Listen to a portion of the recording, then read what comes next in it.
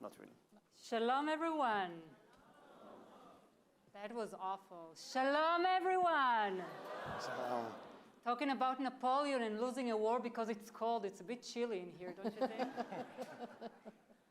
Okay, it's so nice to see so many friendly faces here. And thank you all for joining us for this important session on how events of the October 7th have impacted Jewish communities around the world. As we've become all too aware, Hamas' attack on Israel has echoed around the world. Communities, large and small, are all grappling with issues such as huge increases in anti-Semitism, hostile governments and civil society, and facing urgent questions about their security and the place in society. In nearly every country with a Jewish community, we have seen a significant uptick in anti-Semitic incidents, with some experiencing percentage increases in the many hundreds. In France, we're talking about 1,000% increase in anti-Semitic incidents. Brazil mentioned a 961% in anti-Semitic incidents. Australia, 738%. And in the UK, the numbers are just staggering. And just to give you some proportion, if we compare the size of the Jewish community in the UK to the one in the US, it means that the situation there is 20 times worse than it is in the US.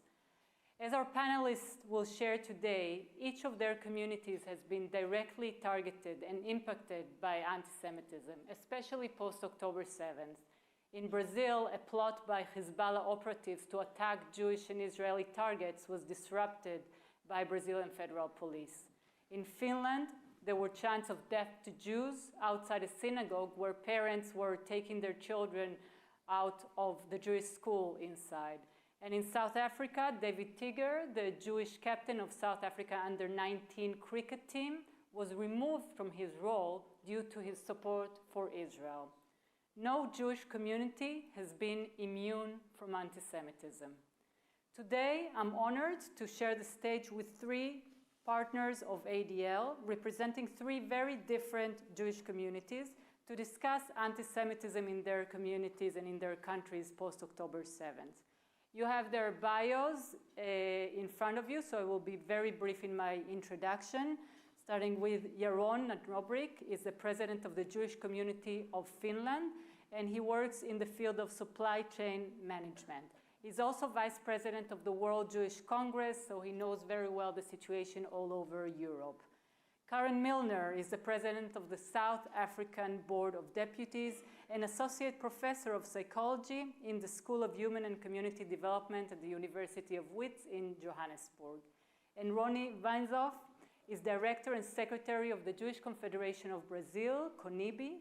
He is a lawyer and professor specializing in digital law, internet regulation, data protection, and cybersecurity for over 20 years. Rony, Karen, Yaron, thank you so much for joining us today. Let's start with a general question for the three of you. How has October 7 impacted your communities, and what are the main challenges that you're dealing with? Let's start with Yaron. Well, the situation was very good until October 7th. And immediately after, the month after, it became quite much better, actually, because the political support for Israel's right to defend itself was very widely understood in Finland, as we are a country that shares a 1,500-kilometer border with Russia, and we have conscription, and I lately became a NATO reservist because Finland joined NATO. So these security issues are very understood. But then as the operation in Gaza has gone forward, the situation has become much worse, and there is much more anti-Semitic incidents from the far left and from people with Arab or Muslim background. Karen? Thank you. So like all Jews around the world, obviously October the 7th broke every Jew in South Africa's heart. But what really exacerbated it for us and why our community is reeling was the response of the South African government.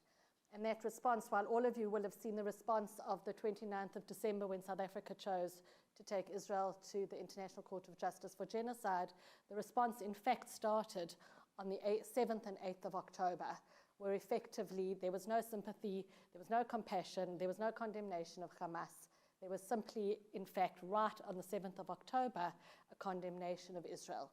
So we have been dealing with an overwhelming sense of hostility from our government, which has been very difficult for us. And we'll go into it a bit later. Rony, please. Thank you, Marina. The impact increased the anti-Semitism in Brazil, both traditional and contemporary anti-Semitism, as well the trivialization of the concept of genocide, as well the danger of terrorism also. And as you comment, our main challenges, one is the government, that we will talk of later. And also we can't import in Brazil the hate speech and also the terrorism. Since the beginning of the war against Hamas, we have seen a shocking increase of almost 1,000% in reports of anti-Semitism in Brazil compared to the previous year. On social media, hate speech against Jews has increased by almost 600%. And we are fighting against disinformation, such as the naturalization of the term genocide. And as you comment, there was an arrest of possible terrorists who were being recruited by Hezbollah for possible attacks against our community in Brasilia. That's our capital. So let's talk a bit about the governments and the situation in these three countries are different. Yaron, I want to start with you. About 6 weeks ago, you were at a meeting in Brussels with special envoys from different European countries, that their role is to fight anti-Semitism. Our senior regional director to Europe, Andrew, was there, and he came back and he told me that you had a statement that shocked the people over there. What did you tell them? Well, actually, the narrative about Jewish life is twisted. In the EU, they have a special department within the European Commission the title is Combating Anti-Semitism and Fostering Jewish Life. And the fact of the matter is, for the past 20 years, Jewish communities in Europe have been going to the governments and saying, please make us safe, provide us with police, provide us with army, provide us with money to hire guards, weapons, whatnot. And the fact of the matter is, today in Western Europe, Jews are safe. But the cost is that we are safe in bunkers. Kids go to school behind armed guards. You cannot go to synagogue without a guard being, no one would come. No one would come to an event that would be a Jewish event without guards, without it being protected. No one would be that crazy. And in the meeting I said that, don't you understand that this is your future as well? What happens to Jews today will happen to you. And the fact is that when the whole world started combating COVID, within days they changed legislation, within weeks they had closed borders. Everything happened instantly because there was a sense of urgency. And because of the lack of sense of urgency, not enough is not being done to combat anti-Semitism, because they think when we say you need to fight anti-Semitism, that we want to protect Jews. I don't want to protect Jews. I want to protect humanity. And if a very demographically insignificant part of the population in small or big countries is threatened, then I would say that society is threatened. There is no future for humanity if Jews are not safe, because then no one is safe. Thank you. Karen, you and I, together with Susan Heller-Pinto, have been talking a lot in the past 5 months, and not for good reasons. The South African government, as you mentioned, has been leading anti-Israel, anti-Zionist efforts on the global arena. How is that affecting the community? What is the sense of security of the community today? So it's a really interesting question, because the South African Jewish community live in a weird paradoxical situation. On the one hand, we have the unfortunate slur of being the community whose government, as we've said, took Israel to the ICJ for genocide, and that has made it very difficult for our community. And the way that that genocide has been spun within South Africa, the way that the case has been spun in South Africa, it's been spun in a way as if the court did in fact find Israel, if not guilty of genocide, but certainly in the process of committing a genocide. So from a government role, that places our community in a very, very difficult position, because any support of Israel is then perceived as support for a genocidal state. And I think the term that they're using now, it's a disgusting term, is genocidaires. That Zionists are genocidaires, and as a result, schools are being attacked. Any school that has the word Zionist is being attacked. So that's the one level of the paradox. At another level of the paradox, though, within our communities, within the South African broader community, we're finding an enormous amount of support and relatively low levels of anti-Semitism. I say relatively low levels of anti-Semitism because, like countries around the world, anti-Semitism increased 600%, but it was off an incredibly, incredibly low base. So we're still seeing less anti-Semitism on the street than you are seeing in many other countries around the world. At the same time, we're faced with this incredible level of hostility from our government, and I think the most worrying of those was the stripping of that you mentioned earlier, was when they stripped this young boy, he's 18 years old, of his captaincy. He's an exceptional young man, and even though we got an incredible support in the press, we went out there, we did a protest outside the offices, there was no question, I think, in anybody's mind that what had happened was blatant, undisguised anti-Semitism. The Cricket South Africa, who were the body who stripped him of his position, they decided that they could sit and wait it out. And I think for us, that is a devastating concept. Your previous speaker spoke about it's okay to be anti-Semitic, or she even said it's cool to be anti-Semitic. And I think for us, the fact that we could show this incredible level of anti-Semitism in a country that's really, really sensitive to discrimination, prejudice, and racism, while we got a lot of support, it was very upsetting that in the end they were able to sit out that conflict. So what you're mentioning is the normalization of anti-Semitism in the different countries, and we're seeing that also in Brazil, at least if we focus on anti-Zionism and the normalization of anti-Zionism. So unfortunately, your president, Lula, has been picked as one of the top 3 Latin American presidents who's very vocal anti-Israel and more than once crosses the line to anti-Zionism and anti-Semitism. How is the community dealing with that? I think it's important to look some speeches of Lula's in the conflict. First, 7 October, repudiates terrorism. October 20, calls Hamas a terrorist group. November 13, says that Israel is also committing terrorism on the day the arrival of the first group of Brazilians rescued from Gaza. 18 February, Israel's actions are compared to the Holocaust. And the biggest problem and relevant question based on this statement of our president is that they may be released of the rise of the anti-Semitism, as I commented before.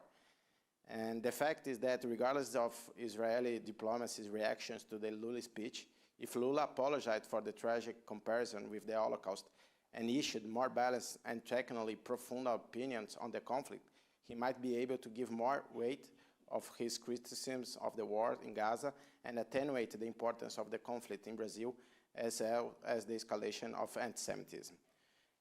We must maintain a dialogue with the government and be tough when any line is crossed by anyone. That's what are we doing in Brazil. We have achievements in this regard. For example, about Lula's tragic speech comparing Israel to Nazism. Contrary manifestation by the president of our Supreme Court and another judge of our Supreme Court, also manifestation contrary the Lula speech, and also the president of Senate, among several other parliaments. In our research in Brazil, 83% of Brazilians disagree with Lula's speech comparing Israel to Nazism. All of the time, CONIB was present in the response, giving its position, using arguments and the facts to clarify doubts and combat fake news about Israel's decisions and the conflict. Thank you. You know, I was surprised when I visited with Ben Sachs and our regional director, Liat Altman. We went to Brazil in November, and it was impressive to see that despite what Rony just shared about the President Lula, that the community has really good relationship with the ministers, if not all of them, but some of them, and maintaining the dialogue is very, very important. We don't have a lot of time, so I would like a last question to the 3 of you. You have here the leadership of ADL. What's your message to them, and what can ADL do more or better to support you in your efforts? Rony, why don't you start? First of all, thank you, Marina, for ADL's collaboration with CONIB. We launched recently a platform to combat cyber hate, and so thank you very much. I think anti-Semitism is not obvious of the general population as it to us Jews, so you need to combat, of course, the anti-Semitism and the terrorism. And finally, I think it's important to warn about the risk of the next generation who are using social network, especially TikTok at the moment, as a resource of content and education. Thank you very much. Karen. Thank you. So I want to start by thanking you and thanking everybody here. For the first time, I've really discovered what it means to be part of a global Jewish family. And as someone who comes from a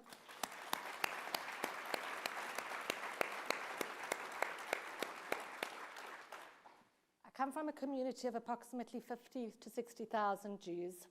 We're the last Jews effectively left on the African continent. We have the most beautiful, beautiful Jewish community in South Africa, and if anybody ever wants to come to South Africa, please do. I'd love to show you our community. And I feel such a sense of support. Somebody once said, and it's not original, since October the 7th, the Jewish heart beats in unison.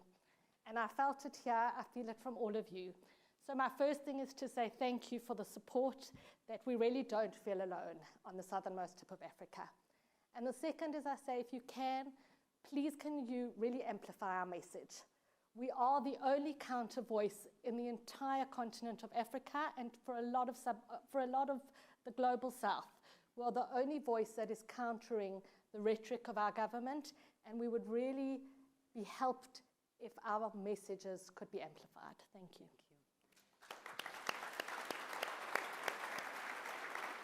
I'm trying to look for the leadership team, so to make sure that next year we do a mission to South Africa. Also, it's good weather. Right, much better than Finland, that's for sure. Yaron, please. We don't mind the cold. Napoleon wouldn't have beat us, that's for sure. One thing that comes to my mind when I was in high school, I was 17, and there's not many Jews in Finland. There's about 2,000 Jews to a population of a little bit less than 6 million people. It's always been a very, very small population. And I was in high school, and a friend of mine, who still is a friend of mine, told me that, yeah, I don't have anything against Jews, but it's the Zionists that I don't like. This was 1997.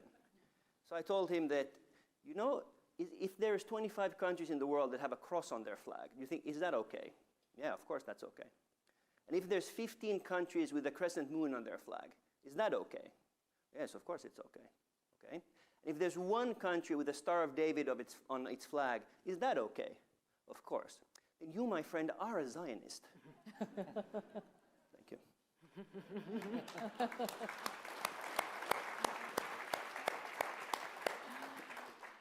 Rony, Karen, Yaron, thank you so much, not just for joining us for the Global Jewish Roundtable and for this panel at NLS, but for your leadership. It's been inspiring. I know it's been a difficult road for some of us, but we are in this together, and ADL is here to continue to support you as much as you need. Thank you so much. Thank you very much.